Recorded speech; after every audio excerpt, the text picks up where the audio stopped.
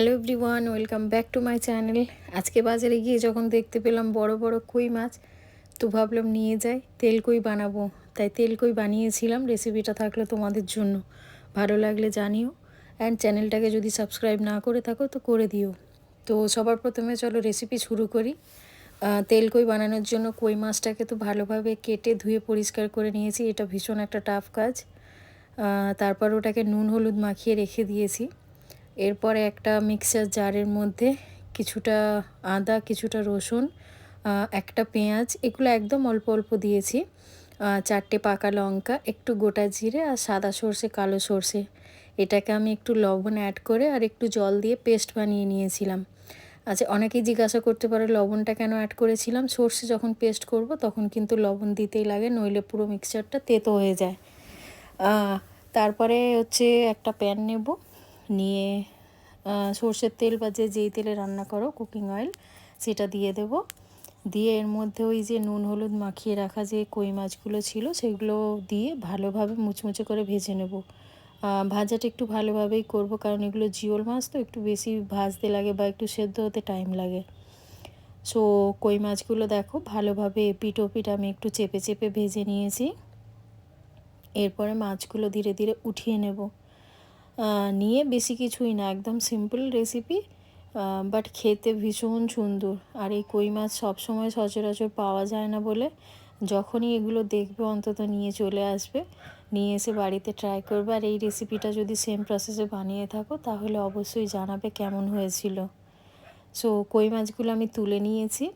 এরপরে ওই তেলের মধ্যেই, যদি তেল বেশি থাকে তো একটু কমিয়ে দিতে পারো, বাট আমার তেলটা ঠিকই ছিল মাছের পরিমাণ হিসাবে।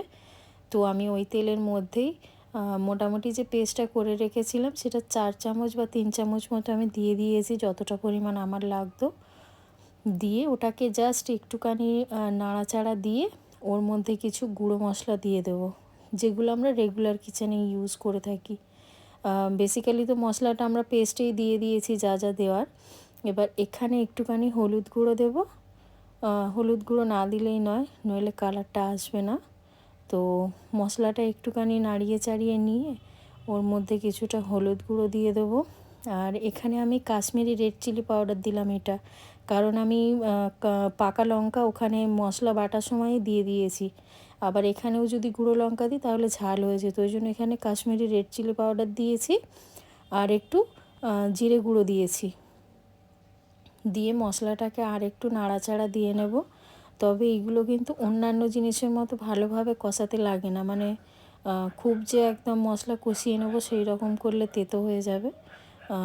মোটামুটি মশলাটাকে কষিয়ে নেব, নিয়ে এর মধ্যে একটুখানি চিনি দিয়ে দেবো টেস্টের ব্যালেন্সের জন্য। এটা কিন্তু না দিলেই নয়, তবে তোমাদের যদি না লাগে তোমরা নাও দিতে পারো। সো চিনিটা দিয়ে দেব, দিয়ে একটুখানি নাড়াচাড়া দিয়ে পরিমাণ মতো জল দিয়ে দেব। আমি এখানে জলটা একটু বেশিই দিলাম, কারণ আমাদের বাড়িতে আমি দেখেছি জিওল মাছ রান্না হলে তাকে একটু বেশি পরিমাণে সেদ্ধ করা হয়। সো আমি একটু বেশি জল দিয়েছিলাম, জলটা দিয়ে ঢাকা দিয়ে দিয়েছি। এবার জলটা যখন ফুটে এসেছে সেই সময় কই মাছগুলো অ্যাড করে দেবো। দিয়ে আবারও আমি এই কই মাছগুলো ঢাকা দিয়ে মোটামুটি মিনিট 10 মতো ফুটতে দেব। দিলে একদম রেডি আমাদের তেল কই। তবে তোমরা একটু নুনটা দেখে নিও, নুন যদি লাগে বা লবণ যদি লাগে সেটা দিয়ে দিও। আর টেস্টে কোনো রকম কিছু লাগলে সেগুলো অ্যাডজাস্ট করে নিও। দেখো আমার তেল কই রেসিপি একদম রেডি। এবার এটার উপরে একটু ধনেপাতা ছড়িয়ে দেবো গার্নিশিংয়ের জন্য। দিয়ে গরম গরম ভাতে আমাদের বাঙালির আর কি চাই। আমার এই রেসিপিটা যদি তোমাদের ভালো লেগে থাকে তাহলে চ্যানেলটাকে সাবস্ক্রাইব করে দিও। আর পাশে থেকো, নিত্য নতুন এই রকম ভিডিও পেতে আমার পাশে থেকো। থ্যাংক ইউ রেসিপিটা দেখার জন্য, অনেক ভালো লাগলো। ভালো থেকো, পাশে থেকো, ধন্যবাদ।